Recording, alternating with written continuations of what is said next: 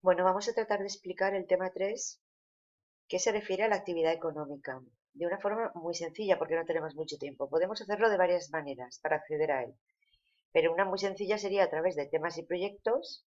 Pues nos vamos al tema 3 y ahí podríamos acceder. Otra forma de hacerlo sería a través del calendario. Si le damos a calendario, accedemos a el tema 3 y ¿qué sería esto? De la primera evaluación.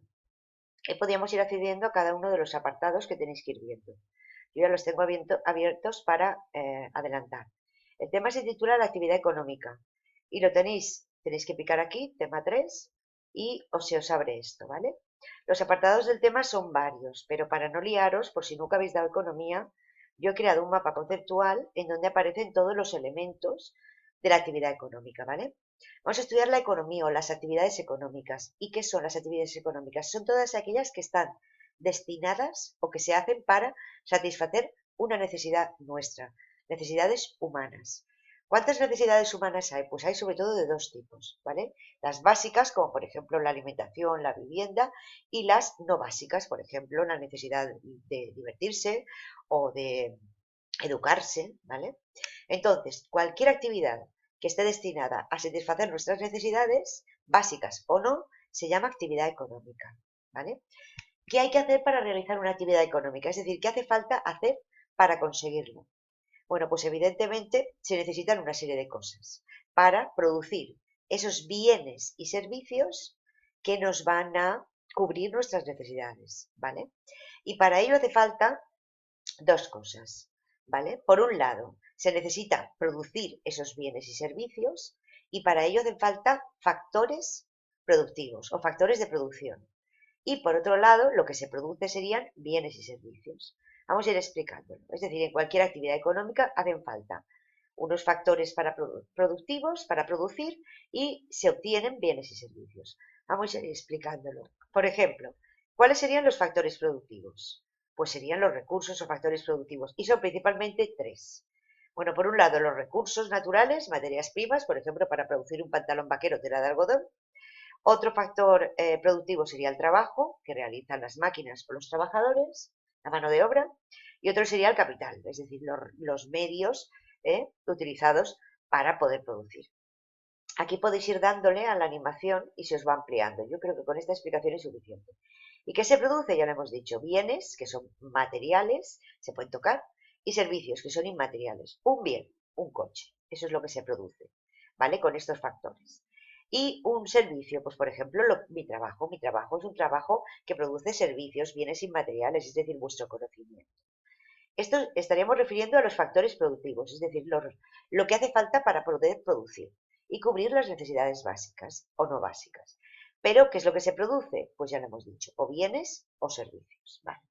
¿Cómo se produce? Pues se produce estos bienes y servicios con estos factores, a través de una serie de fases que se divide en tres fases, las fases de la actividad económica. Primero, producir, que depende de estos factores productivos que acabamos de ver aquí.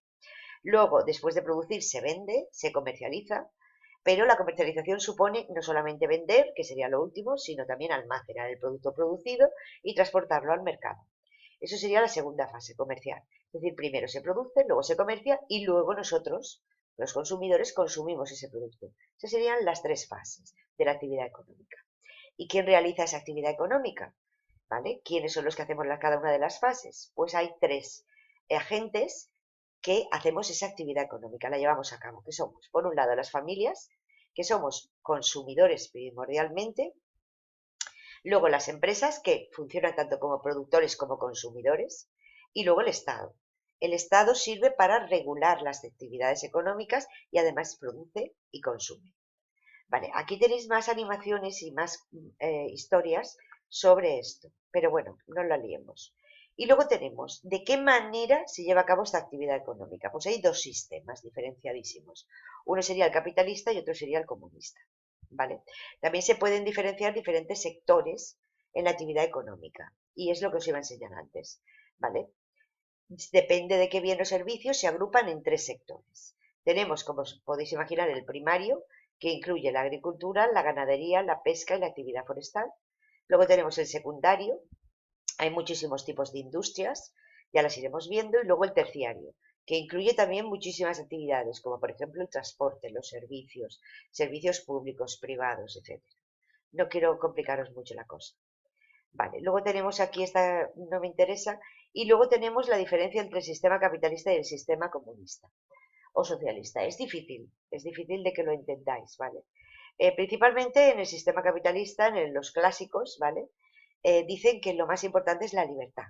La libertad para producir, para comerciar y para comprar. No tiene que haber, el Estado no tiene que intervenir en la economía, sino que tiene que haber absoluta libertad para poder hacerlo, ¿vale? Mientras que en el sistema comunista, que su principal, bueno, yo no lo he dicho, pero el padre del sistema capitalista sería Adam Smith, economista británico del siglo XVIII, y el padre del sistema socialista sería Carlos Marx a mediados del XIX. Estos consideran que no, que a diferencia del sistema capitalista, que es el que tenemos nosotros, no tiene que haber una libertad absoluta a la hora de producir, de comerciar ni de consumir.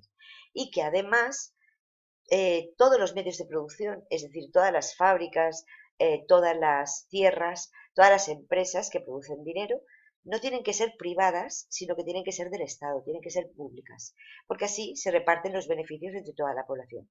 Mientras que en el sistema capitalista de Adam Smith, la propiedad de los medios de producción, es decir, de cualquier empresa, tiene que ser privada. ¿Vale? Yo creo que con esto, en principio, es suficiente.